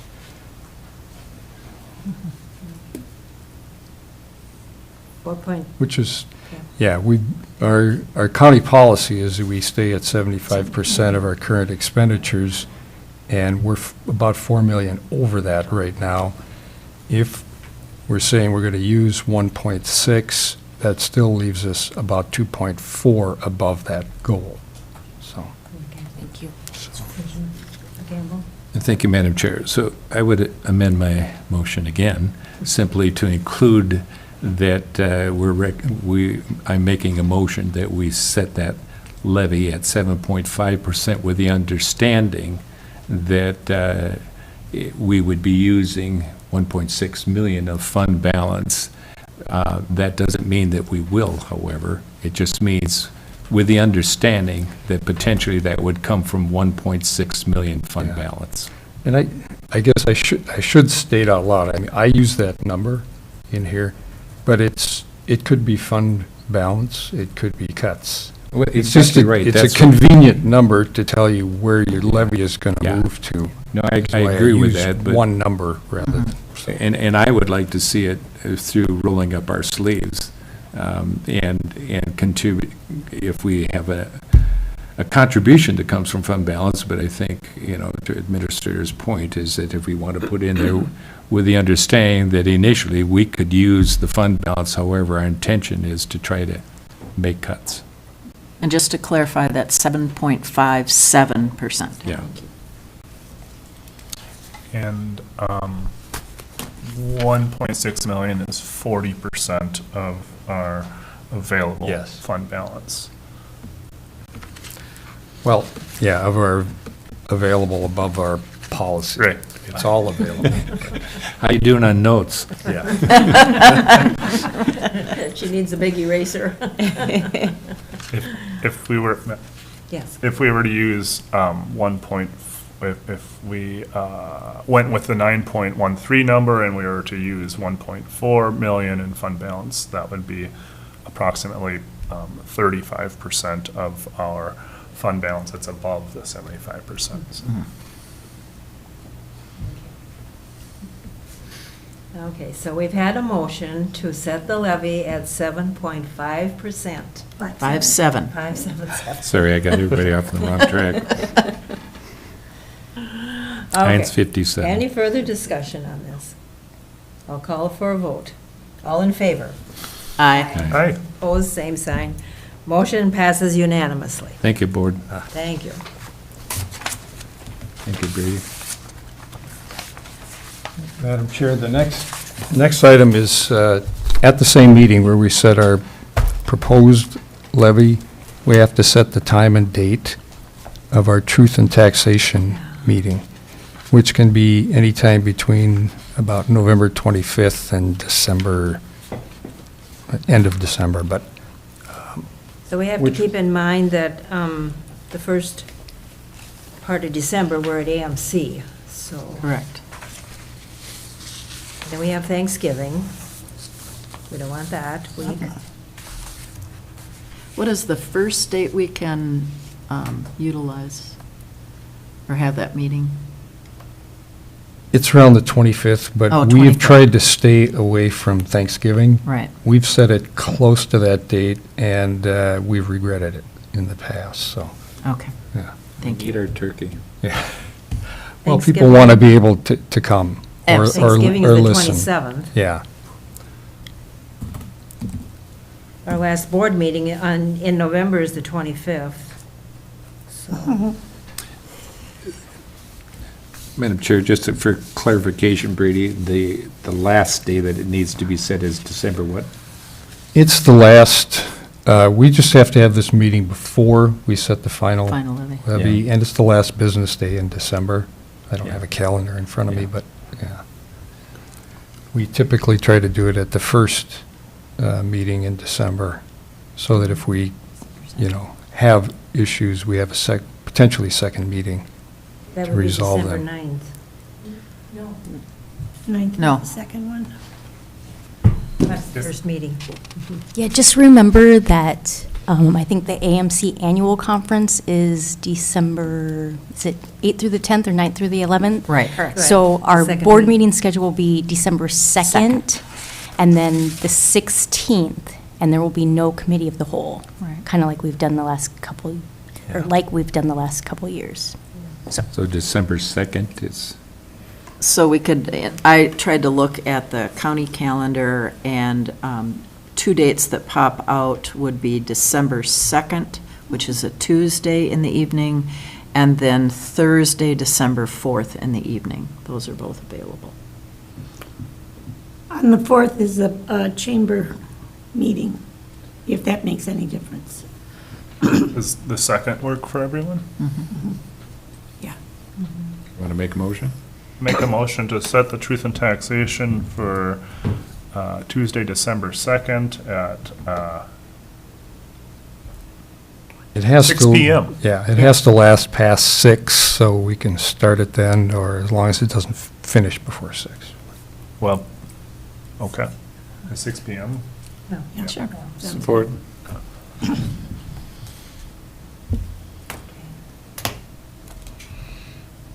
Okay, so we set it for December 2nd on a Tuesday at 6 p.m. Call the vote. We have to vote. Right? Call We have the to vote. Oh, yeah. Well, any questions or comments, then I'll call for a vote.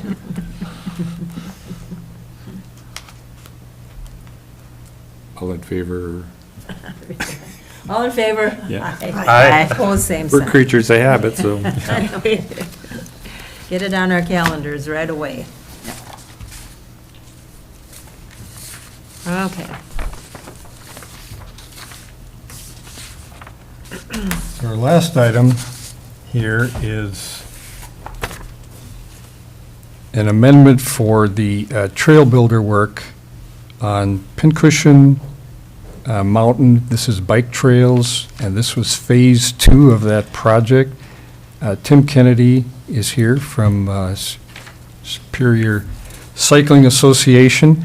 So the county had a $200,000 grant from the Environmental Trust Fund, state money from lottery, and that funded, I think we've spent about $181,000. We've got about $19,600 left of that grant that can go to this finish project of the back 80 is the only part of that Pincushion Trails that hasn't been completed, but it wasn't enough to finish it.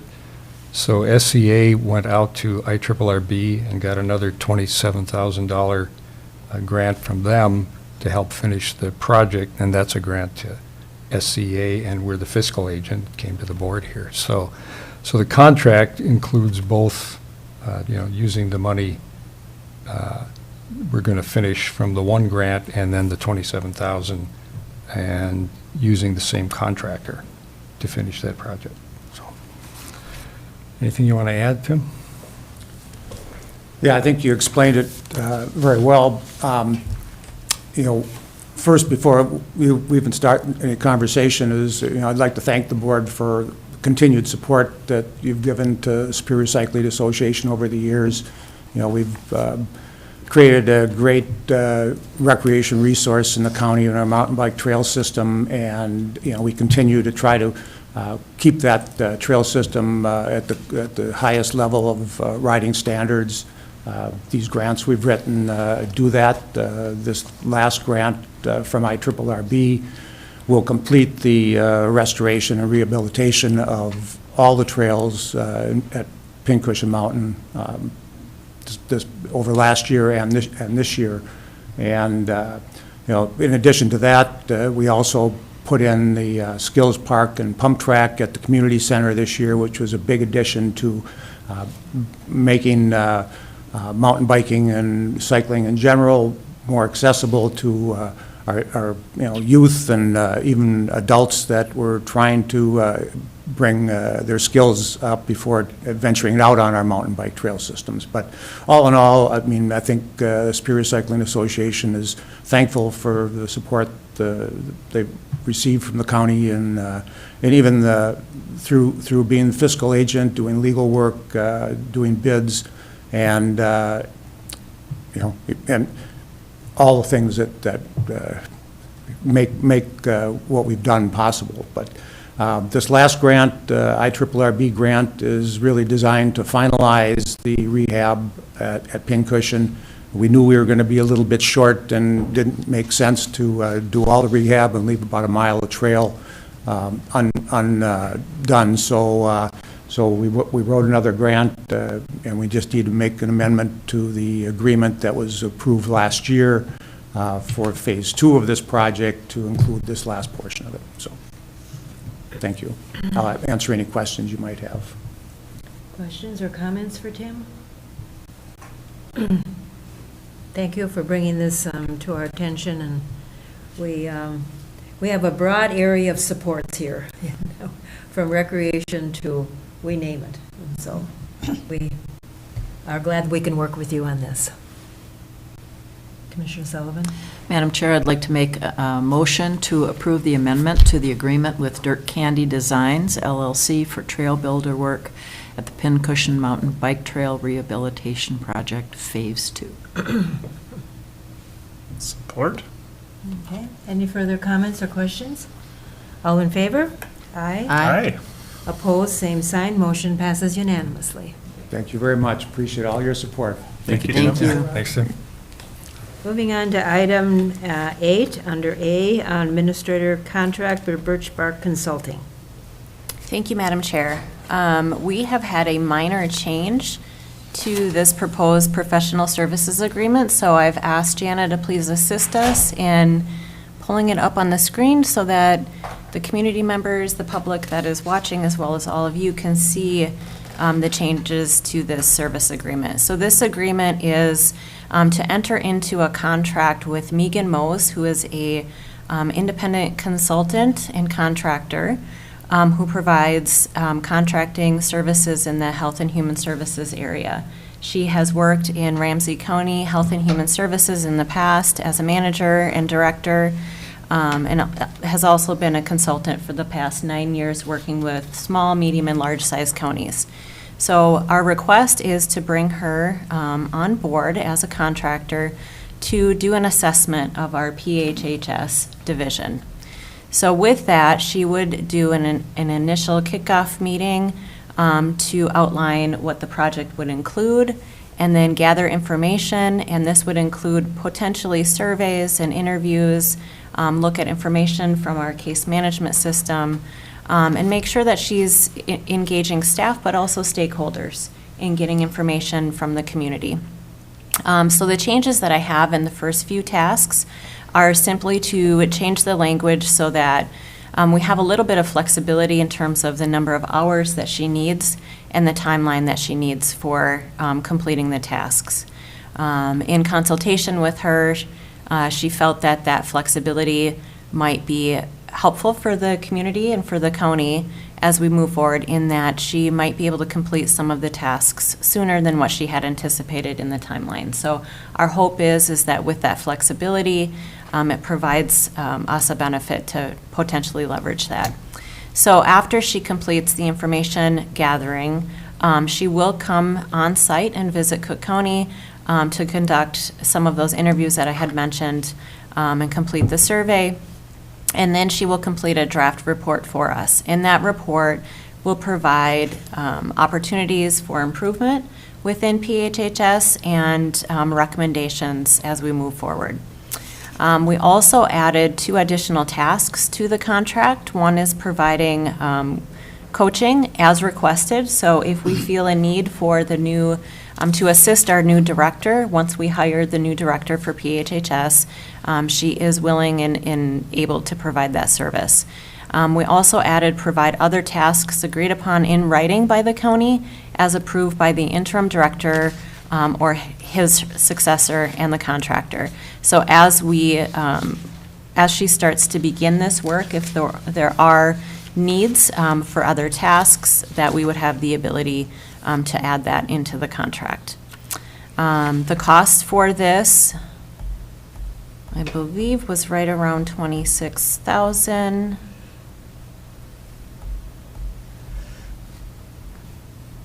I'm not sure that's included in the contract. 26 Oh, thank or you. 25? Mhm. Yes. Yes, Yep. 26,025. So that is my proposal today. Thank you, Jana. Thank you. Questions or comments? Commissioner Gamble. Thank you, Madam Chair. First statement I guess I would make is I appreciate the professional and thorough response to an identified need. And I think that's hugely important. It's difficult to tackle difficult issues, but in doing so, we want to make sure that we can learn everything that we can learn, and we need professionals who understand, we'll say in this particular area of the industry, that can help us do that. So as we are all aware, we've gone through a process, we've been privy to information that's become available to us to help inform us. And this information is not directed to be mean-spirited towards any individual. It is our stewardship responsibility to understand what it is to create governance that serves us well, and we build in best practices, we build in accountability, we build in encouragement for staff and processes that get the most from and contribute the most to the people that serve us. So I applaud the investment that has gone into this, which is challenging. It has been for Rena, and it's something you have to pick up on stepping into, and all those people, Plowman and his role. But we need to support these things so we walk away from what is a difficult situation having learned. And it would be interesting to look in this assessment, which is something we've talked about in public health, human services before, certainly in my first term, as to billable, where we can generate revenues for the services we provide. We know there are enough that are mandated, non-funded services that we have to provide. Those where we do have revenue streams that help us in providing those services, we need to make sure we're taking full advantage of that. And so my comment is that if we go through this budget and we look at proposed and what's there, understanding that in the context of opportunity, that could be opportunity lost, is important. And so these are multifaceted things that are going to inform us and make us better at what we do, so I appreciate it. Madam Chair, if I may respond to that, I agree, and part of this assessment will be to look at how we are billing for some of the services that we provide. We are able to receive reimbursement from the state for some of our targeted case management services, and so in this, we will be asking for assistance in making sure that we're leveraging the financial support that we can. Any further comments or questions? I'll make a motion then to approve the contract with Birch Bark Consulting LLC. I support. Any further questions or comments? All in favor? Aye. Opposed, same sign. Motion passes unanimously. Thank you on that. Appreciate bringing that forward. And moving on then to administrator updates. All right, thank you, Madam Chair. I have a few brief updates today. The first one is the Millville Hill project. On Wednesday and Thursday of this week, the road, Gunflint Trail, will be closed, thank you, will be closed in 10 to 20-minute increments 6 times over those 2 days. And so we are trying to get the exact time that it will be closed. Robbie is working on that with the contractors, but wanted to make sure that the community knows that if you can reroute on Wednesday and Thursday, that would be ideal, as it will be closed 6 different times during that time frame. I also wanted to mention that we are moving forward with implementing 2 new projects, and one is in Brady's office, the payroll system. We're working with the contractor and hoping to start that implementation process over the next few months, with the goal of implementing that around January 1st. We're also moving forward with implementing e-recording. We are the only county in the state that is not leveraging e-recording at this time, and so we've started that process and hope to have that implemented around that January 1st timeline as well. So some of the projects that have been deferred for a little bit of time, we're starting to move forward with. Brady, is there anything you wanted to mention on the payroll? Not really. I mean, it was expected we'd do this earlier. We waited a long time for UKG to get their team geared up. They said they've had a lot of activity. So anyway, they finally are ready to go. We've been ready for a few months, a couple of months, but they're ready now. So we'll get moving on it, and hopefully we can get there by the end of the year. That's the goal. So we've got a team, an internal team of including IT, HR, administrator, my office. So. Thank you, Brady. So. Yeah, we're very excited to get both of these moving forward. I also wanted to mention something that the sheriff shared with our management team yesterday, and that's that Grand Portage, as well as us in Cook County, have been able to leverage, I believe it was $5 million, if I'm not mistaken, funding secured from the state to secure 4 marine units, 4 boats that have been used, or that can be leveraged and used. So one is in Grand Portage, and so Chairman Bobby Deschamps has been part of that process. We have one in Grand Marais, and then we have actually provided one to Lake County so that we have full coverage on the North Shore. And we had the first rescue that occurred, I believe it was this last weekend in Grand Portage. And so we're very grateful to have this resource for our community at this time. All right, the last update that I have is that we have a board meeting scheduled on a holiday, which is November 11th. So we need to reschedule that. And Jana is telling me that the best dates may be November 12th or the 19th, I believe. So I wanted to check in with the board to see if we could reschedule that.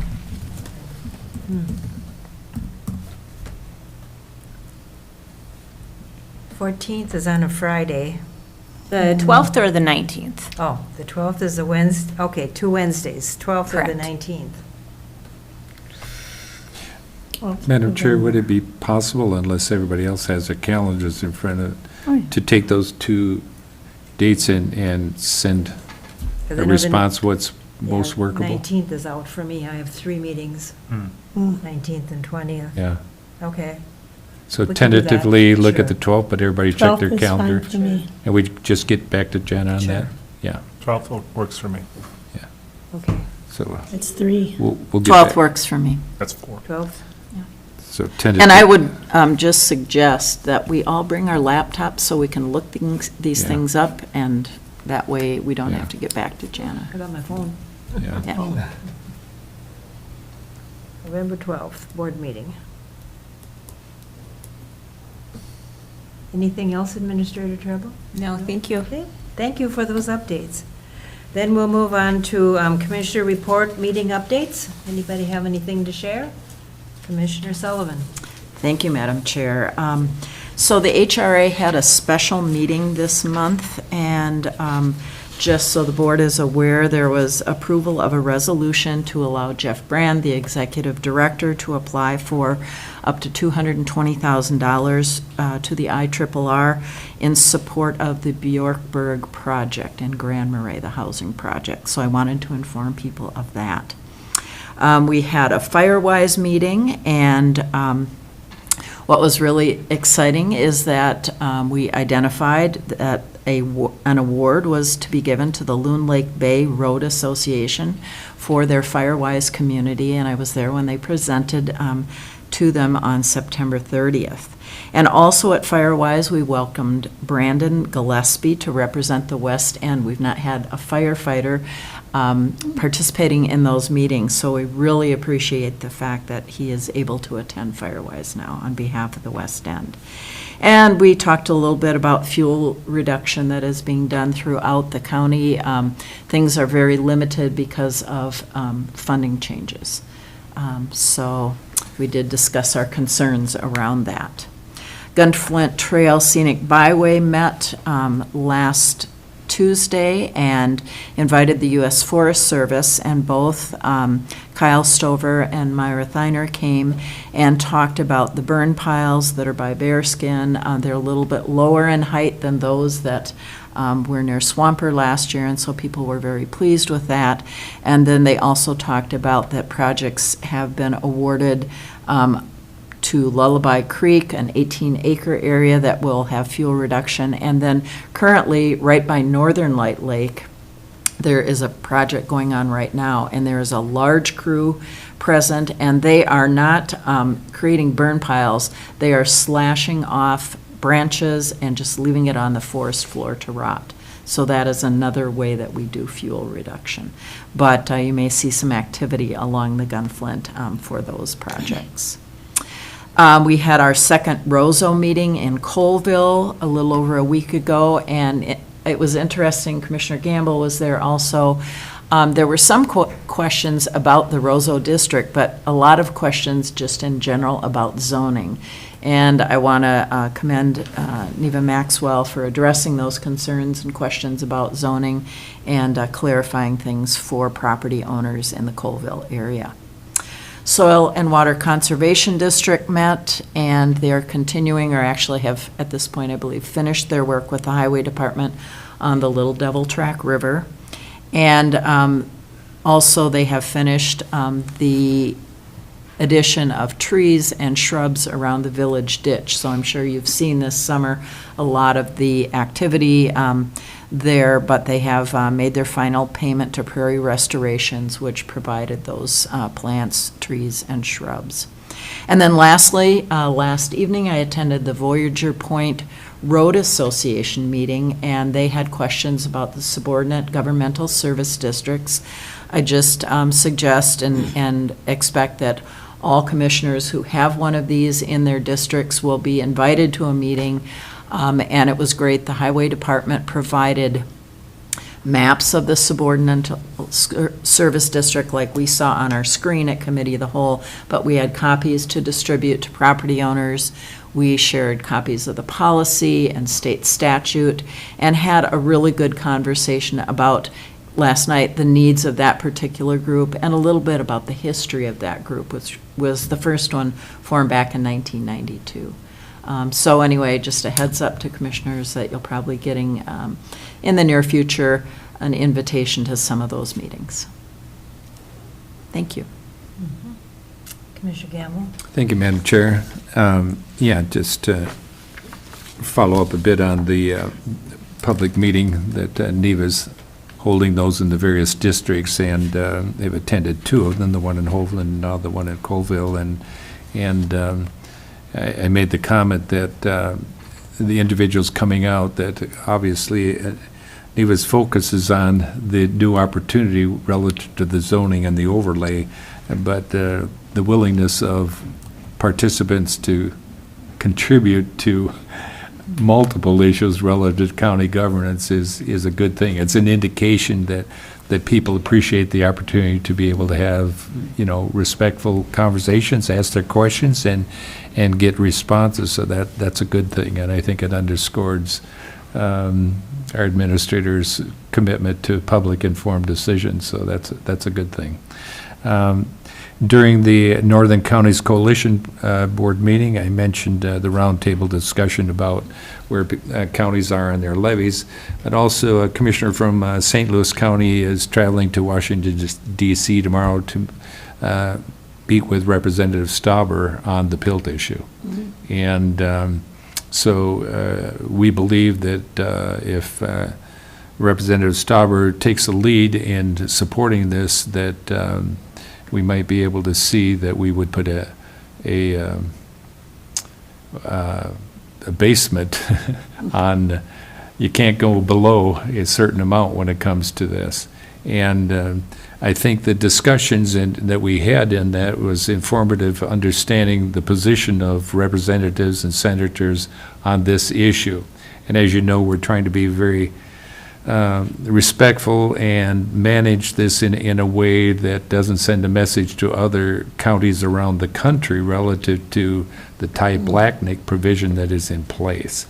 So there's multiple issues there as to trying to, I would say, advocate on behalf of the benefit that comes through PILT, which certainly for counties like ours with a significant amount of government land, this is a huge, important issue to us. So I'm hoping that the personal representation with Commissioner Stauber will help to see this this happen, at least as a temporary fix moving forward. The upcoming AMC in Alexander, which will be all but Commissioner White will be attending. The opportunity we have there to connect with peers and see how they're addressing budget and issues like that is certainly an important element of these opportunities. So I'm looking forward to that. Any other reports? Commissioner Mills? Yeah, just want to let you all know that, and the public, I want everyone to know that the Taconite Harbor redevelopment project or visioning project has the website live, and the advisory committee is now, we're in recruitment, and so the application is on there, and there's a bunch of information. It looks really nice. So that's EDA related. Parks and Trails had a lot of discussion around Sawtooth Bluffs, and Commissioner Gamble was there as well, talking about the Save the Bluff Committee and just the dynamics there. There is a firm that worked with the city and their master planning, HKGI, that has a proposal that's about half the cost is what the city paid. But we do not have the funding secured at this point. So we're going to be looking, I guess, to the city and other sources. Might be put off till next year if there's some state money available to help with this. But it was just encouraging to hear of some of that progress. DCYF, I think I'm off the hook there now. We had been meeting 4 times a month for 2 years, and now they have their IAC versus the IAG before. IAG was just in formation of the IAC. IAC is state in charter, and so we still have Commissioner Terrell Clark, Commissioner Rena Moran, looks like Commissioner Neil Galswick, and I'm missing the other 2 that are on there officially now. But it looks like a great group, and rural Minnesota will be represented, as well as the Metro. Commissioner Bingham, I think, is there too. But I'm, is happy to be on that. I'm also happy to be off of it now. A little relief there. And I'm sure we'll hear more about that at AMC. I thought there was one other thing I wanted to, oh yeah, of course, the golf course. We've already talked enough about that, so. Commissioner White? Well, fire-wise, I attended, and Commissioner Sullivan covered that. And then there was a Roseau Town Hall meeting in Hoveland a week ago, and Commissioner Campbell covered that. And so yesterday I was at the hub for their monthly meeting, and as engaged as the conversation was, the 2-hour meeting went to 2.5 hours.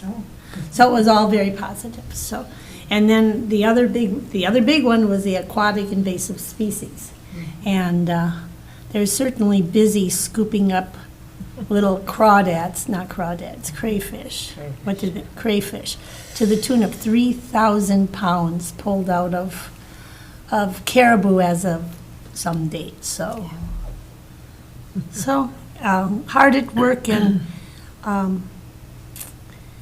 that's about it. So, and tomorrow is the Arrowhead Health Alliance meeting. I forgot one, I'm sorry. Update, Northwoods Food Project, and this happened after the meeting, actually, has secured some more funding.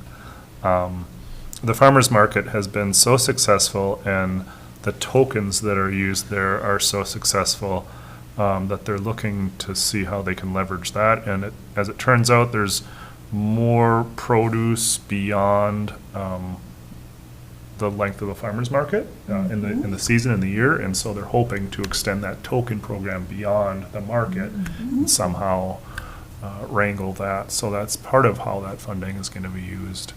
But it's very exciting. It really is. The intention is to make the coordinator position in the Northwoods Food Project more sustainable and longer lasting, because I really think that's hugely beneficial for the organization and our community then too. So, but it's pretty big news for that group. Commissioner Sullivan? Thank you, Madam Chair. When Commissioner White mentioned aquatic invasive species, I wanted to make sure that everybody was aware, if they hadn't seen on social media, that they have discovered spiny water flea in Poplar Lake. And that is one of our very heavily used lakes in Cook County. We have outfitters whose businesses rely on that lake. It is also an entry point into the boundary waters. So I cannot stress enough: clean, drain, dry. And read the information that has been distributed by the DNR so that you're very aware of what you need to do to protect our remaining lakes that are free of invasives. Well, speaking of water fleas and spinies, this and that, I attended the Caribou Lake Association, which they meet twice a year, Memorial Weekend and Labor Day. And they are so on top of everything. They even told us the water temperature on Saturday, which was 72 degrees. So everybody wanted to go jump in the lake because that's a good temperature. But they do, and I go on and on, but anyway, they do testing for phosphorus and for nitrogen and for, you name it. And it isn't just one person, it's the whole association, people stepping in. I can't say everybody, but they have a good representation. You can go out at the end of your dock and you can help gather up these little critters that are floating around. But there's no true way of keeping them out of Caribou Lake. They'd like to go to the DNR and say, could you put up a gate? But that's evidently not going to be possible. But they would like to work with the DNR to say, maybe there's some possibilities here. So that's always a interesting and a great meeting to go to. So I attended the new and reorganized NACO meeting. Organized meaning we have a new chair, he's from California, and oh my, is he a go-getter. I mean, he lined up a lot of things that we need to think about. Basically, September is the reorganization and talking about what is going to be our goals. and set priorities, which we'll do in October. They'd like the steering committee, which I'm part of, to be aware of possible 10 areas of suggestions. One of them is more in disease prevention and behavioral health. Those are 2 areas that they would like us to work on. Resolutions, platforms, all of that will be discussed in October. And I think you've heard me say we should think out of the box.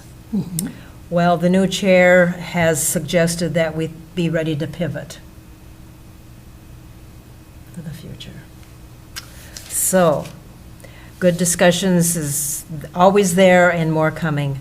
So a week ago, I attended the Citizens Advisory Committee with the University of Minnesota Extension. Dean Durgan gave quite a report. I'll just simplify it to say they're doing their budget cutting also, 7% across the board, which cuts 18 positions. And then in the SNAP and education, nutrition, health, 16 positions are being cut there. But she says, and she looked at all of us, we appreciate the county support. So as much as we can do to support them. And they're looking at their future. How can they leverage in certain areas? And one of them is perhaps joining other universities within the North Dakota system and Wisconsin system to collaborate in some areas. Maybe professors, maybe collaborate within outreach of some of these health education areas that are being dropped. So the part of the point of meeting down there, which I've done for years, is 4-H is a big deal in other parts of the county, as we know. And so we go over to the 4-H building and we meet with a group over there. And they're very proud 4-Hers. And the good news is that the building is very old. Is that good news? No, the good news is that there's money being donated to refurbish the 4-H building on the fairgrounds. So they're going to start at the very top level is where we used to bunk in, because a 4-H member, that's where I was. But they're going to look at that, but start in the second and first floor. So that's over a period of time.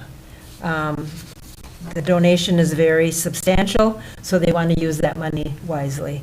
And then I have to say, I did try a few things on a stick and enjoyed the rest of the fair. And I mentally said to myself, if I can't do what I want to see in 4 hours, I'm done. And I was done. Okay. So moving on to upcoming meetings to note. A lot of things are gearing up with the county. I know myself, we're gearing up now with ARDC, and Arrowhead counties will be meeting next week in Duluth. And, you continue on with your Firewise and budget facilities and so forth. And then at the end of our packet, we do have the updating of the lodging tax comparison through June. So we'll move on to the recognition of staff. And this is the September staff anniversaries. And we have a lot of you out there, and we appreciate every one of you, and we're going to call your name. So the 1-year anniversary is Betsy Blaisdell in Public Health and Human Services. And then 1 year is Brooke Lassard, Director of our Facilities. 2-year recognition is Carol Schmidthurber, Highway Department, and Jay Ernest from Assessor's Office. 3-year anniversary is Adam Maxwell from Public Health and Human Services, Andrea Cuthbert, Public Health and Human Services, Brenda Port, Public Health and Human Services, and Laura Nelson from Public Health and Human Services. And then we have more beyond the 3 years. Kathy Pulley, 4 years in Human Resources. Mike Keyport, 6 years in Emergency Management. Amanda Anderson, 7 years in the Sheriff's Office. Richard Wojcik, Maintenance, 7 years. Jade Woltman, 8 years in Public Health and Human Services. Andrea DeBoer, 12 years, Public Health and Human Services. And Melissa Rexrod in MIS, 12 years. And we have Roman Rowan Watkins and MIS, 13 years. And then we have a milestone, Patty Eliason, Sheriff, 30 years. Thanks to all of you. Appreciate all that you do and work on and support with the county. And be no further business, we are adjourned.